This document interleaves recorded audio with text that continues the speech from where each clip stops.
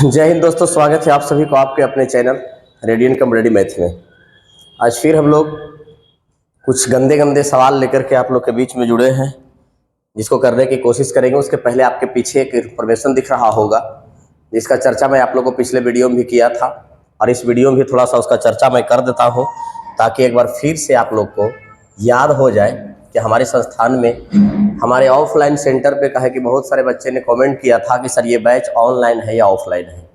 तो भाई ऑनलाइन का भी सुविधा नहीं है मेरे पास, इसलिए मैं अभी ऑफलाइन आप लोग को सेवा दे रहा हूँ। और ऑफलाइन मेरा सेंटर चलता है जगजीवन कॉलेज मानपुर गया। मेरा मोबाइल नंबर इतना है, और ये बैच स्टार्ट हो रहा है 7 मई से, दिन मंगलवार पड़ता है। 7 मई से ये बैच स्टार्ट हो रहा है। टाइमिंग है इसका 6 से 7, यानी कि सुबह में आप 6 बजे पधारिए और इस फाउंडेशन बैच का मजा लीजिए। इसी के साथ एक और बैच स्टार्ट हो रहा है सटले रीजनिंग का बैच, वो भी सेम डेट में है 7 मई से, और इसका टाइमिंग है 7 से 8। तो आप जरूर पधारें, हमें उम्मीद है कि आप जरूर पधारिएगा। अगर आप इंटर पास कर गए हैं तो आप अपने जीवन को सफल बनाने के लिए हमारे संस्थान में एक बार अवश्य पधारें, ताकि आपकी सिलेक्शन पक्की हो। तो चलिए आज हम लोग कुछ क्वेश्चन का शुरुआत करेंगे। कहता है एक व्यक्ति के पास एक घोड़ा और एक बग्गी है। बग्गी 40,000 रुपया में खरीदा है। दोनों मिला करके वो आदमी कितना में खरीदा है? 40,000 रुपया में खरीदा है घोड़ा और बग्गी। घोड़ा पे एच मान लेते हैं, इसको मैं बी मान लेता हूँ। आगे कहता है उसने घोड़ा को 10% लाभ पर बेचा है। घोड़ा को 10% लाभ पर और बग्गी को 5% हानि पर बेचा है। 5% हानि पर, और उसे पूरे सौदे में 1% का लाभ हुआ। मैंने कुल मिला करके उसको टोटल लाभ कितना हुआ है? 1% का। तो सर अर्थमेटिक मैथ में हम लोगों को एक चैप्टर पढ़ना है जिसका नाम है एलिगेशन। एलिगेशन एंड मिक्सर, यानी कि हिंदी में उसको हम लोग मिश्रण कहते हैं। मिश्रण में एक टॉपिक पढ़ना है, जो मिश्रण का नियम ये होता है कि अलग अलग वैल्यू रहेगा तब तक अलग अलग लिखेंगे, दोनों मिला के रहेगा तो कहाँ लिखेंगे? बीच में। अब कहता है कि ये दोनों विपरीत जाती है, एक प्लस में एक माइनस में है, तो दोनों जुट जाता है और एक जाति में घट जाता है। अगर यहाँ से काट दिया जाए तो 2:3 आएगा। कुल मिला करके 40,000 रुपया में खरीदा था घोड़ा और बग्गी को, हम बोलेंगे कुल मिला करके तो 3 और 2 5। सवाल में पूछा गया है कि घोड़े का क्रय मूल्य बताइए, तो घोड़ा का क्रय मूल्य कितना से? 2 से। अगर हम 3 से गुना कर देंगे तो बग्गी का क्रय मूल्य निकल जाएगा। सर ये 8,000 बार में कट जाएगा, और 8,000 दूनी 16,000 रुपया इसका आंसर आ जाएगा, जो ऑप्शन नंबर कहाँ दिख रहा है? बी में दिख रहा है।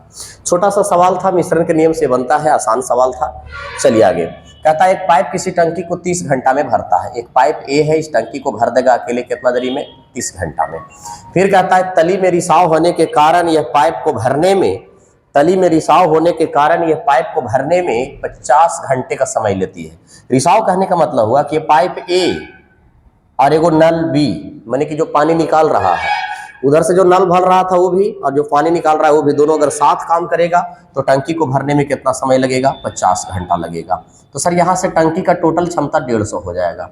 एरा से ये 5 गुना है, एरा से ये 3 गुना है। ठीक है, हमसे पूछा गया है कि पूरी तरह से भरी टंकी को खाली करने में रिसाव कितना समय लेगा। माने जो उस टंकी में रिसाव था जिसके द्वारा पानी निकल रहा था, अगर उसी से अगर टंकी को खाली किया जाए तो कितना समय लगेगा? तो भाई टोटल टंकी का क्षमता 150 है, और खाली करने वाला नल सिर्फ खाली करेगा तो 2 क्षमता के साथ। अब कहिएगा सर ये 2 कहाँ से आया? तो भाई जब भर रहा था अकेले तो ये 5 भर रहा था, जब ये नल अकेला भर रहा था तो कितना भर रहा था? 5। और यही नल जब खाली करने वाला के साथ मिल करके भरता है तो 3 भरता है। तो इसका मतलब है कि खाली करने वाला नल 2 खाली कर देता है। अब 2 खाली कर देता है तो इसका क्षमता 2 है, और 2 क्षमता से खाली करेगा तो उसको टोटल समय कितना लगेगा? 75 घंटे का समय लगेगा। ये भी सवाल आपके एग्जाम में बहुत ज्यादा पूछा जाता है। चलिए सर अगला क्वेश्चन, अगला क्वेश्चन को हल आप वहीं पे कर दीजिए। सर इसका वर्गमूल 15 होता है। ठीक है, 15 अगर इसमें हम जोड़ेंगे तो 169 हो जाएगा। ये 15 अगर हम इसमें जोड़ते हैं तो 169 हो जाएगा, और 169 का वर्गमूल कितना होता है? 13। 13 अगर हम इसमें जोड़ेंगे तो 13 8 21, 121 हो जाएगा, और 121 का वर्गमूल कितना होता है? 11। 11 हम अगर इसमें जोड़ेंगे तो ये हो जाएगा 36। 36 का वर्गमूल कितना होता है? 6। और 6 अगर हम इसमें जोड़ते हैं तो ये हो जाएगा 16। 16 का वर्गमूल कितना होता है? 4। यानी कि हमारे सवाल का आंसर कितना हो जाएगा? 4। इस प्रकार के सवाल अगर आता है तो आप लेफ्ट साइड से हल करना शुरू कर दीजिए, और अंतिम से हल करते करते शुरू तक आ जाइए, वर्गमूल निकालते चल जाइए, आपका आंसर आ जाएगा। चलिए सर अगला क्वेश्चन कहता है एक शंकु को उसके आधार के समानांतर इस प्रकार काटा गया है। एक शंकु है भाई, देखते हैं शंकु कहाँ है। एक शंकु को उसके आधार के समानांतर इस प्रकार काटा गया है। एक शंकु है ये, और इसको काटा गया है। ठीक है, इसको काटा जा रहा है। एक शंकु को आधार के समानांतर काटा जा रहा है। चलो इधर आ जा भाई तू। एक शंकु है, इसको आधार के समानांतर काटा जा रहा है। दिख रहा है कलर कलर कलर कलर दिख रहा है। चलो यही ठीक है। एक शंकु है, इसके आधार के समानांतर काटा गया है, मैंने यहाँ पे हम लोग काट दिए हैं, लेकिन किस हाइट पे काटे हैं कोई पता नहीं है। आगे कहता है कि दोनों हिस्से का ऊंचाई समान है। अगर इसका ऊंचाई अगर 1 है तो इसका भी ऊंचाई 1 होगा। तो सर यहां से अगर हम ऊंचाई की बात करें तो कुल शंकु का ऊंचाई, सॉरी इस प्रकार से लिखिए, बड़ा शंकु का ऊंचाई और छोटा शंकु का ऊंचाई का रेशियो क्या होगा भाई? तो बड़ा शंकु का ऊंचाई 2 होगा और छोटा शंकु का ऊंचाई 1 होगा, क्योंकि बड़ा शंकु पूरा जोड़ेंगे तब ना इसका हाइट निकलेगा। तो एक यहां तक हाइट है और एक यहां तक है, तो पूरे शंकु का हाइट 2 और छोटे शंकु का हाइट 1। आयतन निकालना है तो हाइट का या रेडियस का क्यू किया जाता है। तो 2 के क्यू करेंगे तो 8 और 1 के क्यू करेंगे तो 1। ये जो वॉल्यूम निकल कर आया है, ये पूरे शंकु का वॉल्यूम 8 है और ये छोटा शंकु का वॉल्यूम 1 है। तो सर छोटा शंकु का आयतन 1 है और पूरे शंकु का आयतन 8 है, तो सर ये वाला जो चिन्हक दिख रहा है उसका आयतन कितना होगा? 7 होगा। हमसे पूछा गया है कि दोनों हिस्से के आयतन का अनुपात बताइए, माने ऊपर वाला हिस्सा और नीचे वाला हिस्सा का अनुपात बताइए। 1:7 कहाँ है भाई? ऑप्शन ए में। अगर इस सवाल को अगर आप बेसिक से बनाइएगा तो बेसिक से बनाने में बहुत ज्यादा समय लग जाएगा। कहता है एक संख्या को 49 से भागा दिया जाता है तो शेष 9 बचता है। हमारे पास एक संख्या मान लिया x है, इसको अगर आप 49 से भाग दीजिएगा तो शेष कितना बचेगा? 9। फिर कहता है कि यदि उसी संख्या को 7 से भाग दिया जाए, इसी संख्या को अगर 7 से भाग दिया जाए तो शेष क्या बचेगा? ये पूछा गया है। सबसे पहले तो सर ये सवाल 2 प्रकार से पूछे जाते हैं। एक का आंसर होता है ज्ञात किया जा सकता है और दूसरा का आंसर होता है ज्ञात नहीं किया जा सकता है। तो सबसे पहले आपको समझना पड़ेगा कि सर कब हम इसका आंसर ज्ञात कर सकते हैं और कब इसका आंसर ज्ञात नहीं कर सकते हैं। तो जब ये दोनों भाजक एक दूसरे के मल्टीपल में रहेगा तो इसका आंसर ज्ञात कर सकते हैं। मल्टीपल का मतलब होता है कि पहला भाजक और दूसरा भाजक दोनों अगर एक दूसरे से कट जाती है तो इसका आंसर ज्ञात किया जा सकता है, और अगर ये दोनों एक दूसरे से नहीं कटता तो हम लोग फटाक से आंसर मार देते, ज्ञात नहीं किया जा सकता है। तो देखिए सर पहले अभी हम बना नहीं रहे, अभी हम चेक कर रहे हैं कि ये इसका आंसर होगा या नहीं होगा। तो देखिए एक दूसरे से दोनों कट रहा है 7-7-49, यानी कि ये हम लोग कंफर्म हो गए कि सवाल को अगर बनाया जाए तो इसका कुछ ना कुछ आंसर जरूर आएगा। अब हम लोग चलेंगे बनाने के तरीका की ओर कि सर इस प्रकार के सवाल को बनाया कैसे जाता है। तो कहता है एक संख्या है, इसको पहले अगर 49 से भाग देते थे हम तो 49 से भाग देने पर शेषफल कितना बचता था? 9।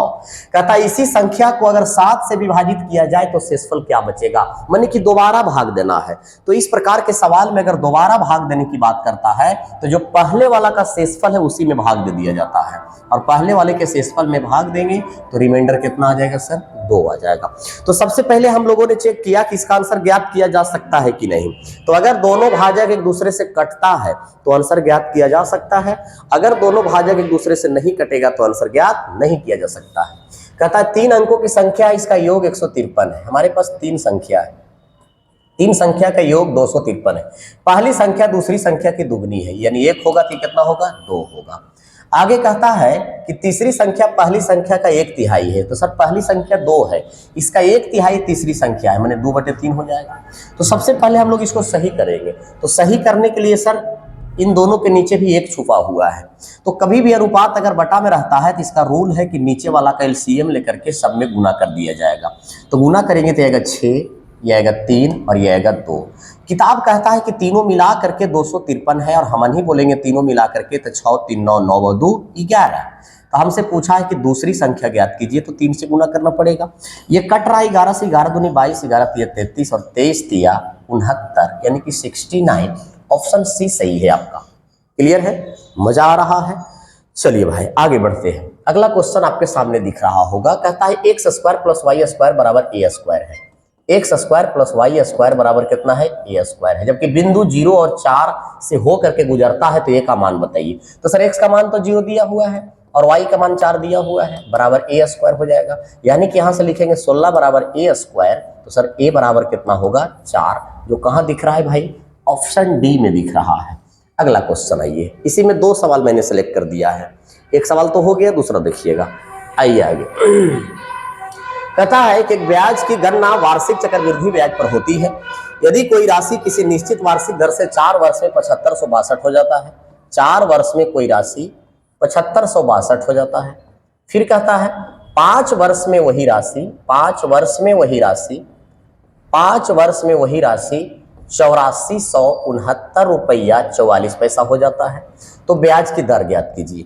तो देखिएगा सर, इधर का गैपिंग 1 साल का है, तो चक्रवृद्धि ब्याज में बहुत सारे छोटे छोटे नियम हम लोग को पढ़ना पड़ता है कि गैपिंग 1 साल का रहेगा तो क्या करेंगे, गैपिंग 2 साल का रहेगा तो क्या करेंगे, 3 साल का रहेगा तो क्या करेंगे, 4 साल का रहेगा तो क्या करेंगे, 10 साल का रहेगा तो क्या करेंगे। इस प्रकार के अलग अलग टाइपों में चक्रवृद्धि ब्याज में सवाल हम लोग को पढ़ना है। तो यहाँ कह रहा है सर गैपिंग 1 साल का है, तो जरा गौर कीजिएगा, आपके गुरुदेव अगर 1 साल का गैपिंग रहेगा तो कैसे बनाया जाता है, तो ध्यान से सीखिएगा। सर इधर 1 साल बढ़ने के कारण इधर कितना रुपया बढ़ा है, तो पहले तो हम लोग को घटाना पड़ेगा। तो घटाने के लिए सर 8469.44 में 7562 रुपया लेस करना पड़ेगा। तो अगर हम लेस करेंगे तो ये तो 44 हो जाएगा, ये 7 होगा, ये 0 होगा, 14 से 5 गया 9, माने कि 907 रुपया 44 पैसा बढ़ रहा है। 907 रुपया 44 पैसा बढ़ रहा है, कितना में, तो बोलिएगा कि सर 7562 रुपया में। और परसेंटेज में आंसर पूछा है तो परसेंटेज के लिए कितना होगा, 100। अब देखिए सर पॉइंट हटेगा तो ये दोनों जीरो कट जाएगा। अब ये नीचे वाला से ऊपर वाला काटना है, कैसे कटेगा भाई, किससे कटेगा, ये एकदम कंफर्म हो गया कि सर इससे नहीं कटेगा, इससे नहीं कटेगा, इससे नहीं कटेगा, कटेगा किससे, 12 से। अब कहिएगा कि सर आप इतना जल्दी कैसे बोल दिए, तो इतना जल्दी हम इसलिए बोल दिए कि ऊपर में इकाई अंक 4 लाना है और नीचे में इकाई अंक 2 है, तो जब 2 से गुना करेंगे तभी न 4 आवेगा। दूसरी बात ये भी हमने देखा ऑप्शन के अंदर में कि कोई भी ऑप्शन पॉइंट में नहीं है, तो पॉइंट में नहीं है सर, तो फिक्स हो गया कि पूरा पूरी कटेगा, और पूरा पूरी कटेगा तो ऊपर में 4 लाना है, नीचे में 2 है, तो जब 2 से गुना करेंगे तभी तो 4 आएगा। अब एक ही को इकाई अंक में 2 है। अगला, सिपाहियों के एक समूह को 10, 15 और 24 के वर्ग में खड़ा किया गया है। 10, 15 और 24 के समूह के गहराई के खोखले वर्ग के रूप में, एक ठोस वर्ग के रूप में खड़ा किया जा सकता है, तो सिपाहियों की न्यूनतम संख्या क्या होगी। चलिए सिपाही की संख्या निकालना है तो सबसे पहले एलसीएम निकालना पड़ेगा। एलसीएम निकालेंगे सर तो 120 आ जाएगा। एलसीएम कितना आएगा, 120, लेकिन 120 तो कहीं ऑप्शन में दिख ही नहीं रहा है। लेकिन एक चीज और सवाल में जिक्र किया है कि एक ठोस वर्ग के रूप में खड़ा किया गया, माने जो भी टोटल सिपाही की संख्या होगी उसका पूरा पूरा वर्गमूल होना चाहिए। तो सर हमारा वर्गमूल, सिपाहियों की संख्या आया है 120, क्या 120 का वर्गमूल होता है, नहीं होता है। अब यहाँ वर्गमूल होने वाला संख्या ये भी नहीं है, क्योंकि 1200 का वर्गमूल तो कभी होता नहीं है, 2400 का वर्गमूल तो कभी होता नहीं है। सर ये दोनों का वर्गमूल होता है। अब ये दोनों में आंसर कौन होगा, तो कैसे छाटेंगे हम लोग, तो ये दोनों में आंसर वही होगा जो 120 का मल्टीपल होगा। अब कहिएगा सर कि 120 का मल्टीपल 12 कम 12, ये भी हो रहा है और ये भी हो रहा है सर, 12 से वो भी कट रहा है, 120 से वो भी कट रहा है और 120 से ये भी कट रहा है। तो अब सवाल में पढ़िए, न्यूनतम संख्या पूछा गया, ये न्यूनतम नहीं है सर, न्यूनतम कौन है, सी दिया हुआ है न्यूनतम, माने उससे छोटा कौन है, सी है। आंसर कौन हो जाएगा, 3600। नेक्स्ट अगला क्वेश्चन, एक भिन्न के अंश में 200% की वृद्धि करना है। तो हम लोग जानते हैं कि भिन्न x बटे y के रूप में होता है, तो सर अंश भी अपने आप में 100 होता है, हर भी अपने आप में 100 होता है। इसको अंश में 200% की वृद्धि करेंगे तो ये 300 हो जाएगा, क्योंकि परसेंटेज का एक छोटा सा रूल है कि कभी भी परसेंटेज में वृद्धि या कमी किया जाता है तो 100 में जोड़ करके लिखा जाता है। तो अंश में अगर आप 200% की वृद्धि कर रहे हैं तो सर इसका अंश कितना हो जाएगा, 300 हो जाएगा। हर में 160% की वृद्धि कर रहे हैं तो ये 260 हो जाएगा। और इतना काम करने के बाद इस भिन्न का मान हो गया है 7/13। अब जरा गौर कीजिए, आपके को 0 से 0 कट रहा है, 13 दूना 26, 15 दूनी 30, यानी कि यहाँ से रिजल्ट आ गया x बटे वाई बराबर 7/15। 15 को उधर भेज देंगे, 7/15 कहाँ दिख रहा है भैया, ऑप्शन नंबर ए में दिख रहा है 7/15। आइए 16 sec square minus 16 tan square, तो 16 अगर हम कॉमन ले लेंगे तो बचेगा sec square minus tan square, इन बचेगा a। तो कहता है इसका मान क्या होगा, तो आप लोग को पता है कि सेक स्क्वायर और tan स्क्वायर का मान 1 होता है, और 1 अगर वहां रखेंगे तो हमारा आंसर हो जाएगा 16। नेक्स्ट अगला, इस चित्र को देखिए और इसका आंसर दीजिए। आंसर यहां से देना है, क्या देना है इसको पढ़िए। दिए गए राज्यों की कुल जनसंख्या 4494,000 है। कुल जनसंख्या है 4494,000 दिया हुआ है टोटल जनसंख्या। हम नहीं बोलेंगे टोटल जनसंख्या तो 100 होगा। आगे कहता है सर यूपी में पुरुष और महिला का अनुपात 3:2 है। तो यूपी में सर कुल मिलाकर के लोग कितने हैं, 31%। 31% में से कुछ पुरुष भी है कुछ महिला भी है, इसका रेशियो है 3:2। ठीक है, तो बताइए कि यूपी में पुरुषों की संख्या क्या है। तो यहाँ से पुरुष निकाल लेते हैं। तो टोटल लोग 31 है, हम नहीं बोलेंगे तो 5, पुरुष निकालना है 3 से, यानी कि पुरुष हो जाएगा सर 93/5%। यानी कि हम लोग को यूपी में टोटल पुरुषों की संख्या बताना है और टोटल पुरुषों की संख्या आ गया है 93/5%। अब इसका कैलकुलेशन करेंगे हम लोग तो 2 0 से 2 0 कट जाएगा, 5 से कटेगा सर 8 × 5 = 40, 8 × 5 = 40, 9 × 5 = 45, 8 × 5 = 40, 8 × 5 = 40, 9 × 5 = 45, 4 4 8 × 5 = 40, फिर 8 × 5 = 40, ये कट जाएगा। इसको गुना कर दीजिए ना सर, 0 के बाद 2 आएगा, 0 के बाद 2 आएगा, 3 0। ठीक है, आंसर नहीं दिख रहा है। टोटल यूपी में है 31, हम नहीं बोलेंगे तो 3 और 2 5, 31 हम नहीं बोलेंगे 5, पुरुष निकालना है 3 से, 31 × 93/5। अच्छा अच्छा अच्छा, तो ठीक है।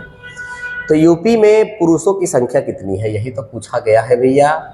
अच्छा 8 × 5 = 40 कट गया तो 0 कहाँ से आएगा, नहीं आएगा ना, 8 × 5 = 40 तो कट चुका है, 0। अरे यार क्या हो रहा है वो तो, अरे 8 × 5 = 40 कट गया है सर, तो 0 ये नहीं आएगा, खाली 8 होगा, समझ गए। देखिए 8 × 5 = 40, 9 × 5 = 45, 8 × 5 = 40, फिर 8 × 5 = 40। ठीक है, अब गुना करेंगे तो 8 × 3 = 24, इकाई अंक में 4 आवेगा, 4 इसमें नहीं है, इसमें नहीं है, इसमें नहीं है, कौन होगा, ऑप्शन बी। क्लियर है। चलो एक बच्चा यहाँ से क्या करता, एक बच्चा यहाँ से करता कि यूपी के पहले टोटल लोग निकालता 31 से गुना करके। अब 31 से गुना करने पर जो टोटल लोग आता उसको फिर 2:3:2 के रेशियो में बांटता, और 3:2 के रेशियो में बांटेगा तो पुरुषों की संख्या यहाँ से निकल के आ जाएगी, उससे भी होगा लेकिन थोड़ा लेंदी हो जाएगा। अगला 48 संख्या का औसत 48 है, 48 संख्या है मेरे पास, उसका औसत कितना है 48, तो टोटल क्या होगा भाई, तो गुना करना पड़ेगा। तो 88 64 के 4, 88 64 के 4 हाथ में 6, 8 दूनी 48 का 48 स्क्वायर करेंगे तो 88 64 के 4 हाथ में 6, 832 32 दूनी 64, 64 अच्छो 70 के 0 हाथ में 7, 4 चौको 16 और 7 23, 23 0 4 आ जाएगा। आगे बढ़िए, आगे बढ़िए। अब कहता है बाद में ज्ञात हुआ कि 48 के 2 जगहों पर गलती से 84 लिख दिया है। सर 2 जगह लिखना था 48 48, लेकिन ये दोनों जगह ये बंदा लिख दिया है कितना कितना 84 84। तो सर 48 की जगह 84 लिखा है तो कितना ज्यादा लिखा है भाई, है 14 से 8 गया 6, 36 ज्यादा लिखा है, तो यहाँ भी 36 ज्यादा लिखा होगा, तो कुल मिलाकर के कितना ज्यादा लिखा है भाई, तो 72 ज्यादा लिखा है। अब 72 रुपया किसी से ज्यादा, किसी को ज्यादा अगर आप दे दीजिएगा तो आपको अगर सही आंसर लाना है तो 72 रुपया उसे लेना पड़ेगा आपको। तो 4 में से 2 गया 2, 10 में से 7 गया 3, ये बनी के बच गया 2332। सही है क्या, 4 में से 2, 10 में से 7 गया 3, नहीं 2232 बचेगा, 2232। तो कहता अब सही औसत बताइए, तो सही औसत के लिए 48 से भाग देना पड़ेगा, क्योंकि हमारे पास संख्या टोटल कितना था 48, और संख्या में कोई मिस्टेक नहीं हुआ है। उन संख्या की जगह पर जो वैल्यू लिखना था वो 2 जगह 48 लिखना था, लेकिन ये बंदा दोनों जगह 84 लिख दिया है। काटा जाए अगर इसको तो 4 से ऊपर नीचे सब कटेगा, तो 520 520 520 832 बरचौ 48, अभी लगता और कटेगा, 5 5 10 18। चलिए सर 3 से कटेगा, 18 × 54, 6 × 18, अरे और कटेगा क्या यार, 9 दूनी 18, 3 दूनी 6, 2 दूनी 4, ये किसका होता है भाई, 93 किसका होता है, 47 2 46 92 46.5 का होता है। ठीक है, चलिए एक बार और अगर थोड़ा बहुत तकलीफ हल करें तो एक बार और सवाल को आप ईमानदारी से सुना कीजिए, वीडियो को देखा कीजिए, जो भी समस्या होगी उम्मीद है कि क्लियर हो जाएगी, इसलिए मैं सर आराम आराम से पढ़ाता हूँ, धीरे धीरे पढ़ाता हूँ। अगला कहता है कि आरोही क्रम में ली गई 6 क्रमागत संख्या, तो 6 क्रमागत संख्या का 2 4 6 8 10 12, 6 वो संख्या है, सम संख्या है। औसत 107 है, तो आप लोग को पता होना चाहिए सर कि औसत हमेशा बीच में रखाता है, औसत कितना होगा 107। अब 3 संख्या इधर से और 3 संख्या उधर से, तो बीच में यही ना होगा, और बीच में यहाँ कौन है, तो बोलिएगा सर 7 है। तो हमसे पूछा गया है कि अंतिम 3 संख्या का औसत बताइए, तो सर हमको सबसे पहले अंतिम का 3 संख्या निकालना पड़ेगा। अब जरा गौर कीजिएगा, 7 से 8 हुआ, 1 बढ़ा है, तो 107 से हम भी 1 बढ़ेंगे तो 108 हो जाएगा, ये 110 हो जाएगा और ये 112 हो जाएगा। अंतिम का 3 संख्या निकल गया, और कहता है कि अंतिम का जो ये 3 संख्या निकला है उसका औसत बताइए। तो थोड़ा अगर आप गौर से देखिएगा तो ये अंतिम का जो तीनों संख्या निकला उसका गैपिंग सेम है, देखिए 2 2 2 का गैपिंग है। और आप लोग को पता होना चाहिए सर कि अगर गैपिंग सेम होता है तो औसत कौन वाला होता है? बीच वाला। बीच में कौन है? 110। 110 हमारा आंसर हो जाएगा।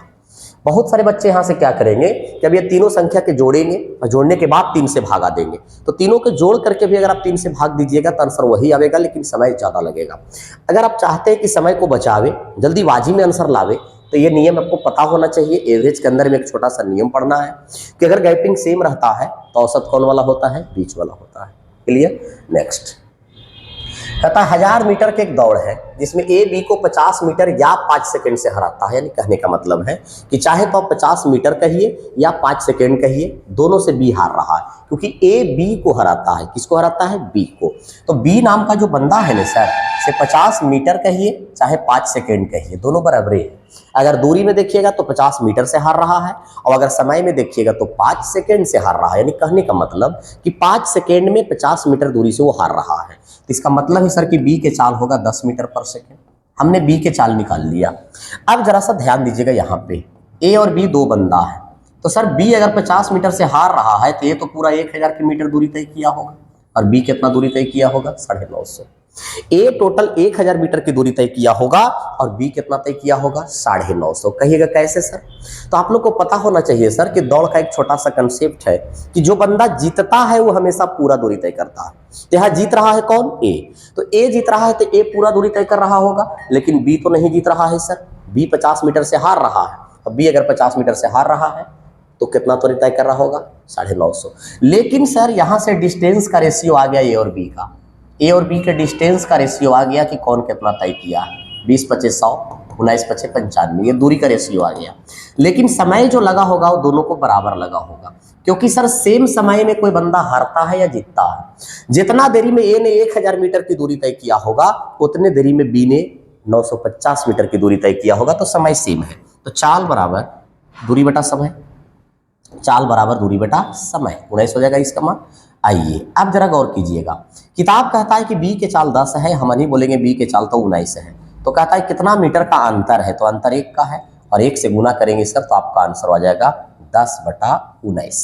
ठीक है, उम्मीद है कि आपको समझ में आया होगा, इसीलिए मैं एकदम स्लो मोशन में चल रहा हूँ। कहता है 2x + 1 बराबर 0, मान दिया हुआ है 2x + 1 बराबर 0। तो यहाँ सब लिख सकते हैं 2x बराबर -1, तो यहाँ से लिख सकते हैं x बराबर -1/3। किस बिंदु पर प्रतिच्छेद करती है? जिस बिंदु पे दोनों काटेगा उसका वैल्यू पूछ रहा है। अगला बोला गया है कि 3y - 9 बराबर 0। यहाँ से लिखेंगे 3y बराबर 9, तो सर y बराबर कितना? 3, मैंने y कटेगा 3 पर और x कटेगा -1/3 पर, 1/2 पर, सॉरी 1/2 पर काटेगा। तो ऐसा आंसर कहाँ दिख रहा है सर? 3 और -1/2 ऑप्शन बी में दिख रहा है। यानी कि -1/2 और 3 बिंदु पर दोनों एक दूसरे को प्रतिच्छेद करेगी। नेक्स्ट, निम्नलिखित का सरलीकरण को हल कीजिए। तो हल करना है सर, तो सबसे पहले तो इधर से चलेंगे हम। अब बच्चा यहाँ गलती क्या करेगा कि अच्छा का 48 कर लेगा, तब इसमें 24 में भाग देगा। नहीं, पहले भाग का काम होता है, तो इसमें अगर भाग देंगे तो कितना आएगा? 4। कितना आएगा? 4। अब ये 4 इसके साथ गुना होगा तो 8 चौके 32, 32 में से 6 जाएगा तो -26 बचेगा। यहाँ सर कितना बचेगा? -26 बचेगा वहां पे। ठीक है, देखिए पहले भागा देंगे इसमें, अगर, अरे यार हाँ, पहले भागा अगर इसमें हम देंगे तो ये हो जाएगा 6 चौके 24, तो 8 चौके 32 में से 6 गया तो -26 बचेगा यहाँ से। अब ये -26 है, अब ब्रैकेट के पहले देखिए ऐसा हो गया, ऐसा 25 -26, तो माइनस माइनस तो प्लस हो जाएगा, समझ गए? तो यहाँ से रिजल्ट आ जाएगा +51। ठीक है, अब +51 को इसमें अगर हम लेस करेंगे तो देखिए ऐसा हो गया 29 माइनस +51, तो सर ये हो जाएगा 29 माइनस 51। ठीक है, कितना होगा घटेगा? तो घटेगा तो हमको लगता है कि 22 होगा माइनस में, 22 होगा माइनस में। और माइनस में अगर यहाँ से 22 आ गया है तो इसके पहले देखिए क्या लिखा हुआ है, 55 प्लस बड़ी कोष्ट -22, तो प्लस माइनस तो माइनस हो जाएगा, प्लस माइनस क्या होगा? माइनस। तो 55 माइनस 22 अगर करते हैं तो आपका राइट आंसर कौन होगा? 33 हो जाएगा, जो आपका सही जवाब है। क्लियर है? सब लोग को दिख रहा है अच्छे से? कोई तकलीफ तो नहीं हो रही है? जी सर, बिल्कुल तकलीफ नहीं हो रही होगी, खूब बढ़िया से आप लोग को दिख रहा है, और हमें उम्मीद है कि आप लोग को पढ़ने में भी मजा आ रहा होगा। थोड़ा सा मैं देखता हूँ इसका ब्राइटनेस बढ़ा करके क्या स्थिति होती है। ला ला ला ला ला ला। अब कैसा दिख रहा है? ठीक ही है, कोई फायदा नहीं है। चलिए आगे बढ़िए, अगले क्वेश्चन की ओर आ जा बाबू, अगले क्वेश्चन की ओर। नेक्स्ट 14 सवाल अभी हम लोगों ने कर लिया है। आइए, कहता है त्रिभुज एबीसी का अंतः केंद्र है एक आई। एक त्रिभुज एबीसी है, उसका अंतः केंद्र कौन है? आई है। ठीक है, एक त्रिभुज एबीसी मैंने ले लिया, उसका अंतः केंद्र कौन है? आई है। ये एक त्रिभुज, ठीक, इस त्रिभुज का अंतः केंद्र कौन है? आई है। इधर रहो, तुम फिल करना चाहे तो चलिए, कोई बात नहीं।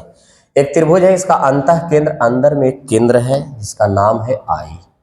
ये बिंदु है, इसका नाम क्या है? आई। आगे पढ़िएगा सर, आगे बोला गया है कि अंतः केंद्र एंगल बी बराबर 70 डिग्री है, एंगल सी बराबर 50 डिग्री है, तो एंगल बी आई सी का मान बताना है। ये ए हो गया, ये बी हो गया, ये सी हो गया। हम लोग को निकालना है एंगल बी आई सी का मान निकालना है। तो सर अगर ये पूरा एंगल अगर 70 डिग्री है तो ये वाला एंगल 35 डिग्री होगा एंगल बाई सेक्टर से। ये पूरा एंगल यहाँ से यहाँ तक का एंगल 25 डिग्री होगा, और हम लोग से ये वाला एंगल पूछा गया है। तो आप लोग जानते हैं कि त्रिभुज के तीनों कोनों का योग 180 डिग्री होता है। एक छोटा सा एक त्रिभुज बन रहा है अंदर में। अब ये दोनों मिलाकर के 60 है, 180 में से 60 घटा देंगे तो ये वाला एंगल कितना डिग्री आ जाएगा?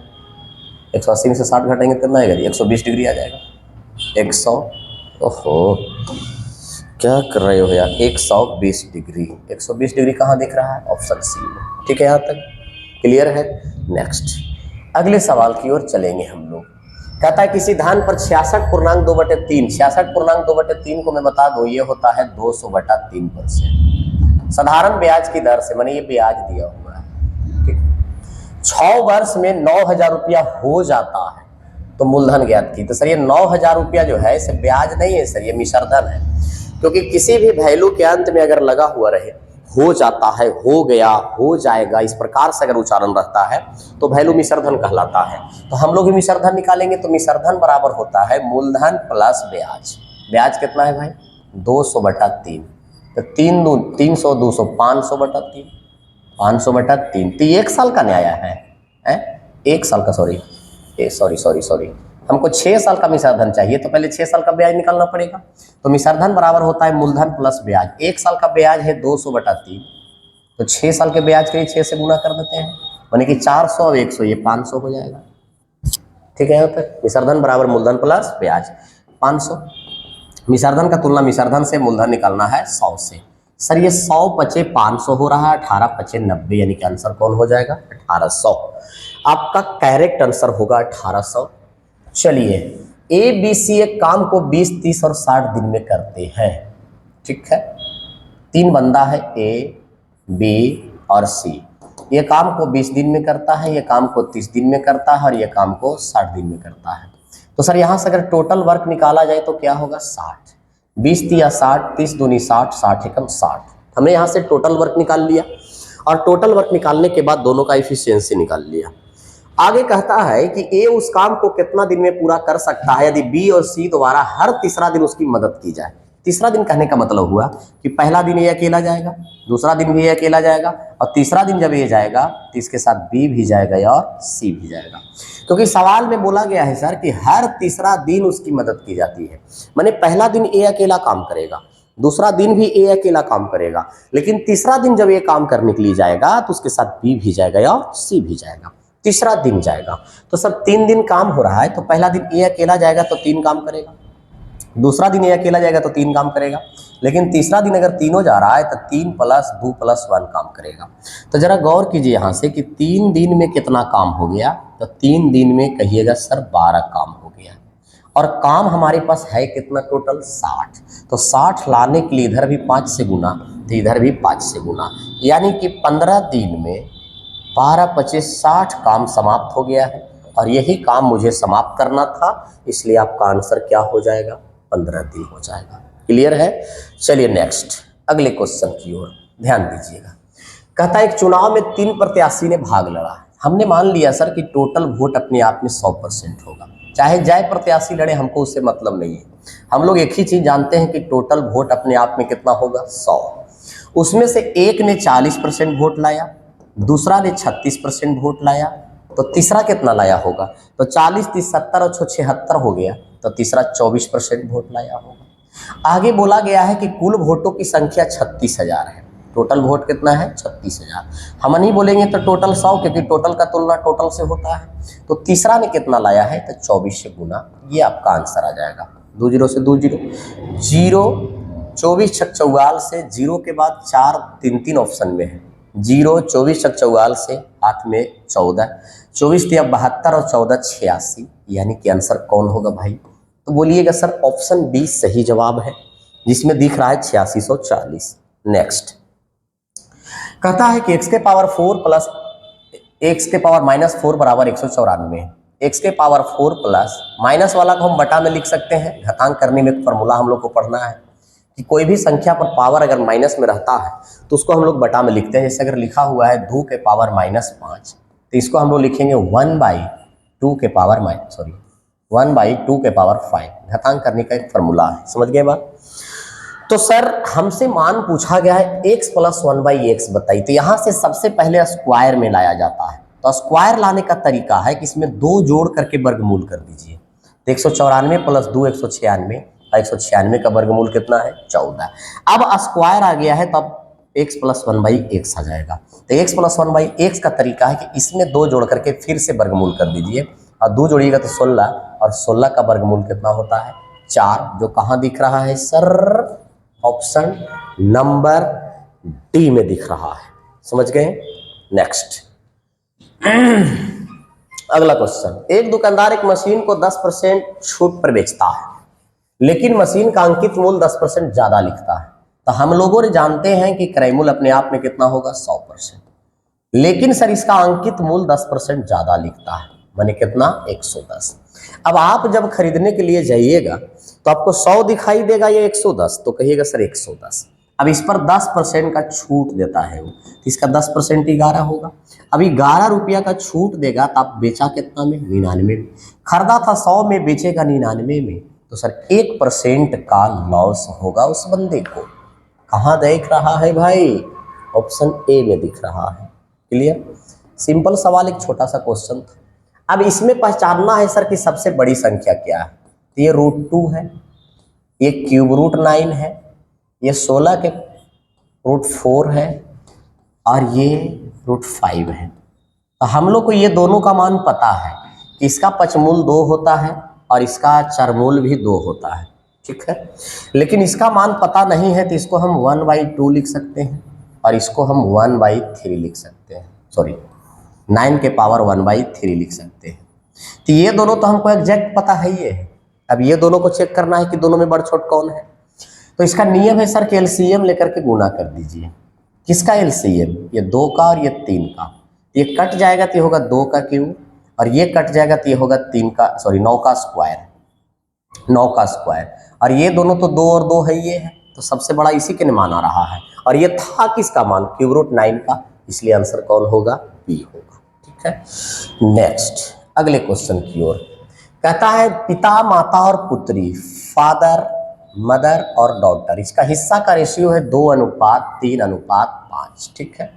आगे कहता है इनमें क्रमशः 15, 10 और 20% की वृद्धि कर दिया जाए। तो इसको 15 वृद्धि कीजिएगा तो 115% होगा, है। इसमें 10 वृद्धि कीजिएगा तो 110% होगा, और इसमें 20 वृद्धि कीजिएगा तो 120% होगा। तो कहता है नया रेशियो क्या होगा, तो काटिए ना सर, 23 × 5 = 15 से, 22 × 5 = 72 से, और 24 × 5 = 20 से, ठीक है। और कटेगा कोई, कटेगा 2 से, 2 11 12, ठीक है।